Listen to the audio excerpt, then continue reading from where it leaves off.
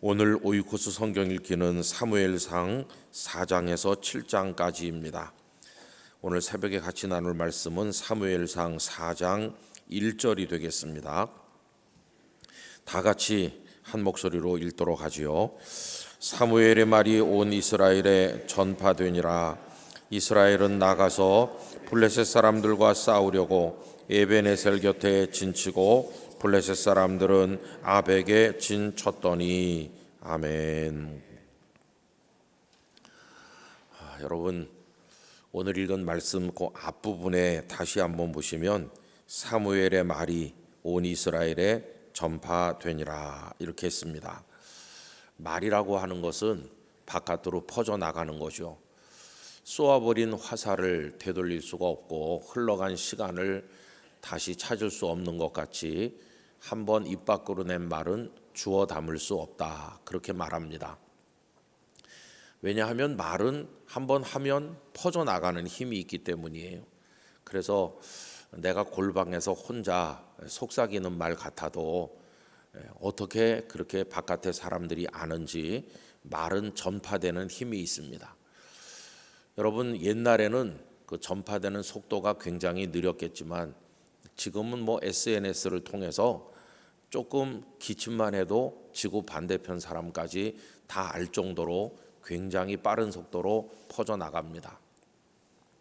말하기가 무서운 시대가 되었어요. 그래서 좋은 말 많이 해서 선한 영향력을 끼치는 것도 중요하겠지만은 우리가 실수가 워낙 많은 사람이다 보니까 말을 적게 하는 게 훨씬 덕이 되겠다. 언어의 소음이 얼마나 많은 세상입니까? 그래서 나라도 말을 좀 보태지 말아야 되겠다, 그런 생각을 하기도 합니다. 근데 어쩌다 저는 목사가 돼가지고 평생을 말을 하니 참 이게 문제입니다. 그래서 은퇴하면 입을 봉하고 살아야 되겠는데 참 말이 이게 얼마나 어려운지 몰라요. 어디 가서 한마디 하면 금방 말이 퍼져요. 그렇죠? 근데 우리 사람은 참 이상해서 과장도 많이 하게 되고 또 사실과 다르게 말하게 되고 또 나중에 욕심이 거기 더해지면 없던 말도 보태게 되고 그러면서 나중에 우리 자신도 모르게 의도적이진 않았던 것 같은데 거짓 아닌 거짓을 말하면서 또 말을 할 때 느끼는 아주 교묘한 쾌감이라는 게 있거든요. 더군다나 그게 다른 사람 이야기 같으면 뒤에서 험담하고 그럴 때 얼마나 그게 통쾌하게 느껴지는지 몰라요. 말에 실수가 없는 사람이 완전한 사람이라고 그랬는데 그래서 참 말이 두렵다 하는 생각이 듭니다. 근데 지금 여기 사무엘이 한나의 아들로 하나님의 은혜 가운데 태어나서 어려서부터 실로의 성막에서 엘리 제사장 아래서 성장하는데 엘리 제사장은 타락한 제사장이지 않습니까? 그런데 그 밑에서 성장한 엘리는 하나님 앞에서 반듯하게 자라는 거예요. 저는 참 이 사무엘을 보면서 우리 자녀들을 위한 기도를 발견합니다. 스승은 타락했으나 제자는 정결한 하나님의 사람으로 성장하는 거죠. 여러분, 대한민국 사회, 대한민국 학교, 대한민국의 교육 환경 굉장히 우려되는 게 한두 가지가 아닙니다만은 하나님께서 성도님들 가정의 자녀들에게 은혜를 주셔서 환경에 오염되지 않고 하나님의 사람으로 자라나게 되기를 축복합니다. 우리 그거 위해서 기도해야 됩니다. 아무리 교실이 망가졌어도 성도들의 가정의 자녀들이 하나님의 은혜 가운데 사무엘처럼 자라나기를 우리가 기도해야만 될 것입니다. 정말 절실한 그런 문제가 아닐 수 없어요. 그래서 사무엘이 반듯하게 성장하니까 오염된 말이 난무하던 그 시대에 사무엘이 하는 말씀이 사람들에게 감동을 주기 시작하는 거예요. 그래서 사무엘이라고 그 엘리 제사장 밑에서 훈련받고 성장한 그 젊은이 있지 않나? 그 젊은이가 이렇게 저렇게 말하는데 아유, 그 사람 아주 훌륭한 것 같더라고. 그 사람 자신도 훌륭하고 그 사람이 하는 말도 보통 말이 아니야. 앞으로 그 사람이 어떤 인물이 될지 참 기대가 돼. 그러면서 이 사무엘이라는 존재가 사람들에게 알려지기 시작하는 거예요. 그의 말이 권위가 있고 그래서 사무엘의 말이 온 이스라엘에 전파되었다고 그렇게 말합니다. 자, 그러면 사무엘이 말이 전파된 이유는 뭘까요? 사무엘이 말을 만들어내는 재주가 뛰어나기 때문입니까?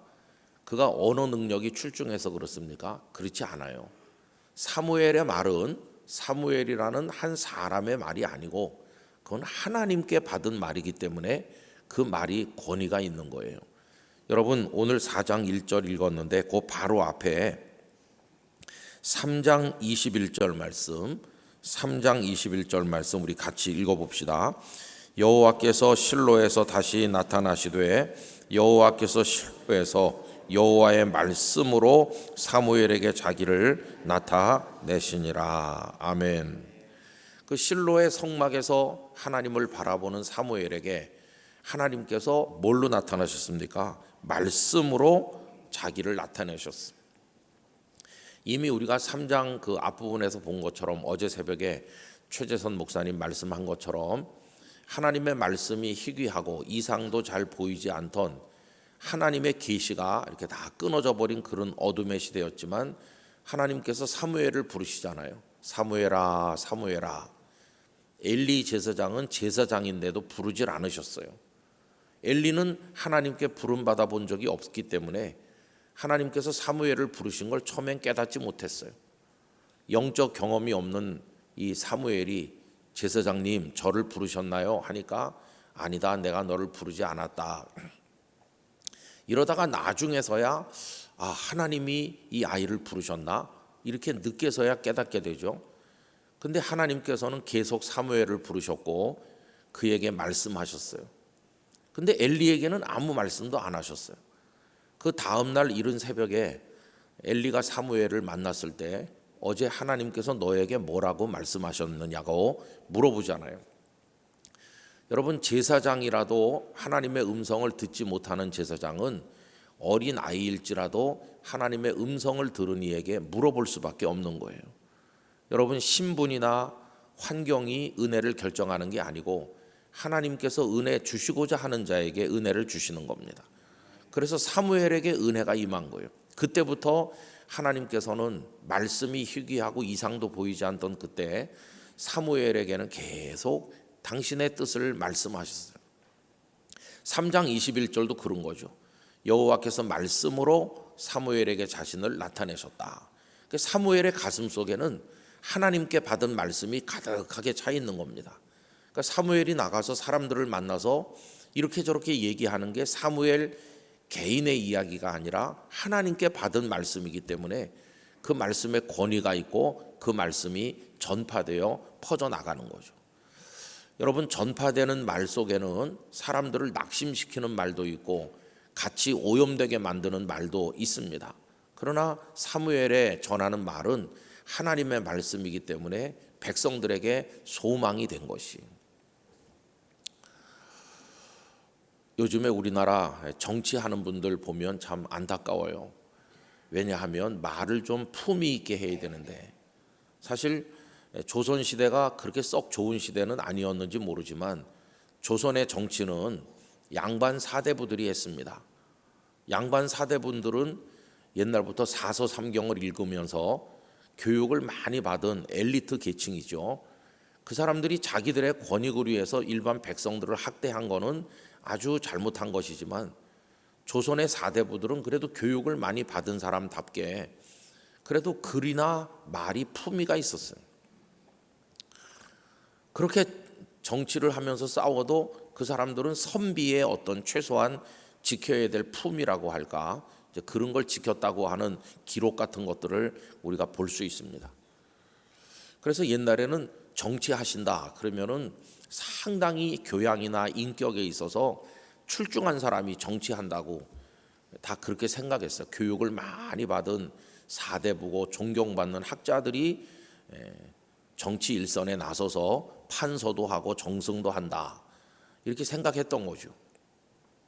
그래서 후손들이 우리 조상 몇 대 어른은 뭐 우의정을 지내셨어요. 그러면 그 양반 가문이구나 이렇게 좋게 생각했던 이유는 그런 겁니다. 어떤 품위가 있는 거예요. 가문이. 근데 요즘의 정치인들을 누가 존경하겠어요? 말을 막 해요.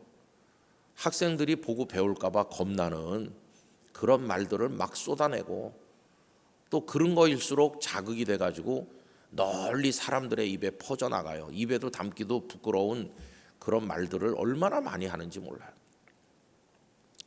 거기다 요즘에 멀리 계신 트씨께서도 그분도 말씀을 막 하시는 것 같아요. 난 트럼프 대통령 보면 좀 말을 좀 점잖게 하면 안 되나? 그런 생각이 들 때도 있는데 좀 말을 막 해서 전 세계 사람들을 쑤셔대는 것 같아요. 우리는 태평양 너머에 있는데도 우리나라 국민들도 꼼짝꼼짝 놀래잖아요. 그 트럼프가 한마디 하면 그렇게 평생 하는 것도 아니고 4년 하면 끝날 인생인데 저렇게까지 할 필요 있나 그런 생각이 들기도 해요. 저 개인적으로 제가 뭐 정치가는 아니라 잘 모르겠지만은 한때는 또 설교학 교수님들이 한국교회 강단을 걱정했습니다. 왜 그러냐 하면은 강단의 설교는 하나님의 말씀을 전하는 거기 때문에 가장 고상하고 품위 있는 말로 하나님 말씀을 전해야 되는데 강단 언어가 너무 코미디처럼 추락했다. 하나님을 표현하는 말들이 너무 수준이 낮게 변했다. 성도들이 웃죠. 재미있어 하지만 하나님의 말씀인데 그렇게 품위 없이 전해서 되겠나. 이렇게 비판하는 걱정하는 어른들 설교학자들이 많이 있었습니다. 여러분 저는 우리 그리스도인들이 품위 있는 말을 하기를 원합니다. 품위 있는 말을 넘어서서 능력 있는 말을 하기를 원합니다. 능력 있는 말을 하려면 내 말을 하면 안 되고 하나님의 말씀을 받아서 말해야 됩니다. 사무엘의 말이 권위가 있는 것은 하나님의 말씀을 받아가지고 말하기 때문에 말이 되는 거예요. 여러분 그리고 더러운 말은 혹시 듣는다고 해도 주변에 옮기지 않는 그런 마음을 우리가 가졌으면 합니다. 여러분 기산영수라고 하는 중국의 그 고대 이야기가 있어요. 중국 요나라라는 나라가 있었는데 현명한 임금이 있었죠. 근데 그 임금이 이 나라를 자식에게 물려줘야 되는데 자기 자식은 그럴 만한 그릇이 못 된다 하는 생각을 듣고 소문을 들으니 허유라고 하는 사람이 있는데 정말 바르고 인격이 출중하다. 그래서 이 요나라 임금이 허유를 만나서 당신이 이 나라를 좀 다스려주고 우리 아들 좀 뒷바라지도 해주고 이 나라를 당신 손에다 내 맡기고 싶다 하니까 허유가 정중하게 거절했습니다. 그리고는 돌아와서 흐르는 물에다가 귀를 씻는 거예요. 내가 들어선 안 될 더러운 말을 들었다.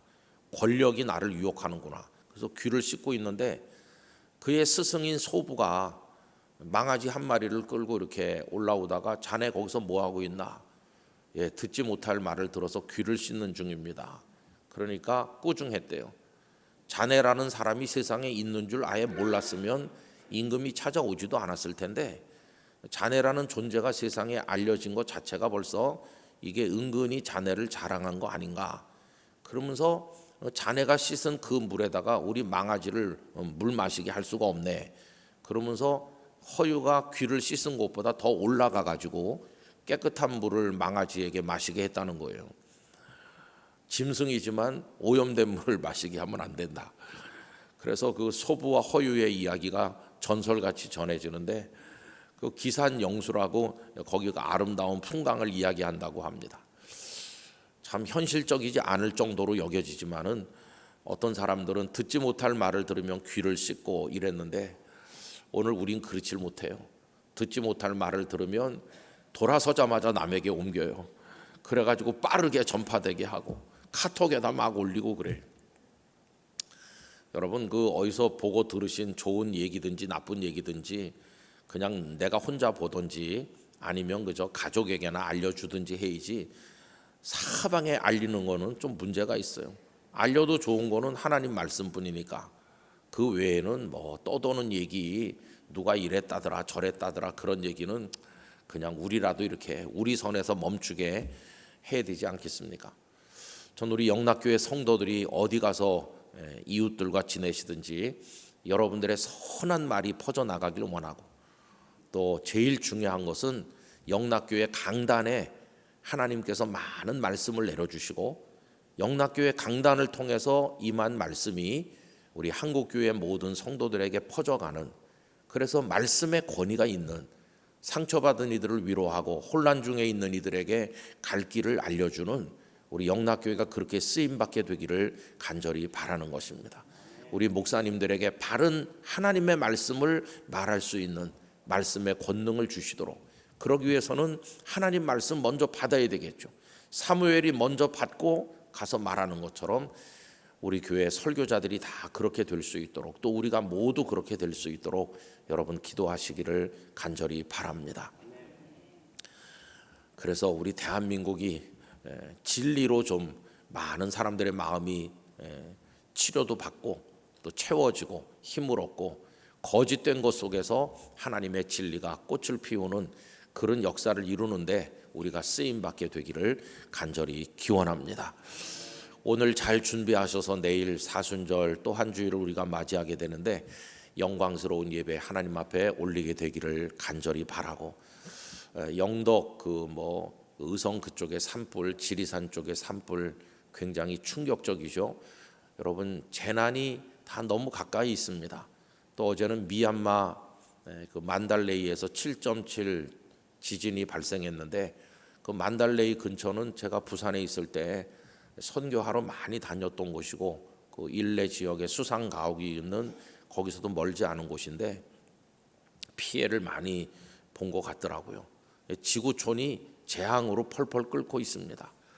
산불이 미국에서도 나오고 곳곳에서 나잖아요. 나무들을 다 태우면 또 자라겠지 그러지만 그 나무들이 많아야 이게 광합성 그것도 하고 산소를 공기 중에 만들고 우리 사람이 살 텐데 다 이게 좋은 건 타서 없어지고 욕망으로 펄펄 끓는 우리 인생들만 붙어 살고 있으니 정말 종말의 때가 가까웠다, 그런 생각도 듭니다.